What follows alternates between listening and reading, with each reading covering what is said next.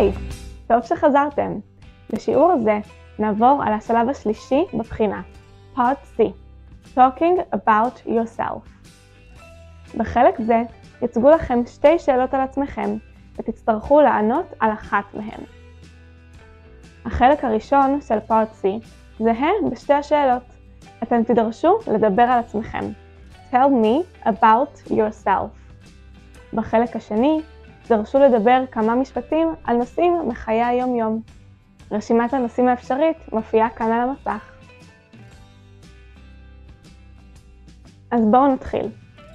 בחלק הראשון עליכם לספר על עצמכם. Tell me about yourself. זה חלק קבוע, ונכון יהיה להכין מראש את התשובה לפי התבנית הבאה. My name is, השם שלי הוא, וכאן הכניסו את שמכם. I am 18 years old.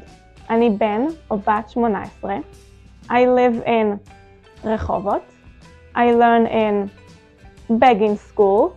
And I have 2 siblings. יש לי 2 אחים. הכוונה לאחים ואחיות. ותוכלו לומר את מספר האחים הכולל שיש לכם. או, אם אין לכם אחים בכלל, תאמרו I have no siblings. אחר כך תאמרו After school, אחרי בית הספר, I go to play with my friends, watch TV, play football, dance class.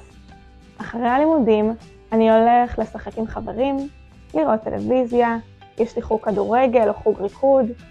לנוחיותכם, צירפנו לכם את הקובץ עם התבנית כיצד לספר על עצמכם באנגלית.